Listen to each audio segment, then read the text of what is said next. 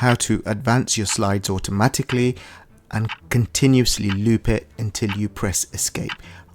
In your presentation, highlight all the slides like this, click on shift, highlight them all, go to transitions at the top, scroll to the right side, here under advanced slide, click on this checkbox after, choose the number of seconds you want the slides to play for, and then what that will mean, all those slides will play for 1 second at advance. The second thing you need to do to continuously loop this, go to slideshow here, choose setup slideshow here, and then in the show options bit, click on loop continuously until escape, then click OK.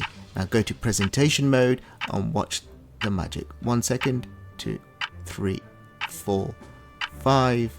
I'll go back to the beginning, and when I press escape, it'll go back to design mode.